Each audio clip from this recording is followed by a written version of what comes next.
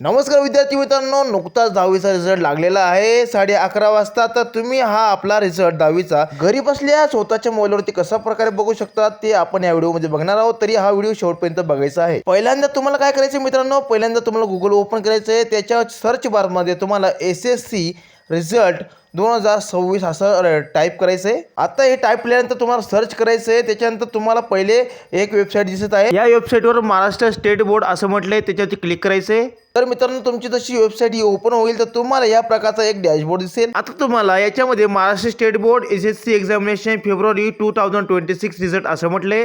नावाच्या खाली अजून एक पट्टी दिसते, त्याच्यामध्ये लिहिलंय व्ह्यू SSC रिझल्ट. तर त्या पट्टीवरती तुम्हाला क्लिक करायचं आहे. क्लिक केल्यानंतर अजून एक इंटरफेस तुमच्या समोर येतोय. त्याच्यामध्ये तुमचा सीट नंबर विचारलेला आहे आणि मदरचं फर्स्ट नेम विचारलंय. त्याचं आपण काय करायचं, पहिल्या वेळेस सीट नंबर तुमचा जो असेल 10वीच्या बोर्डाचा तो इथं तुम्हाला टाईप करायचा आहे. त्याच्यानंतर तुमचं जे मदरचं नेम आहे ते तुम्हाला इथं राईट करायचं आहे, सिंगल नेम मदरचं. हे सर्व टाईप झाल्यानंतर तुम्हाला खाली यायचं आहे व्ह्यू रिझल्टवरती.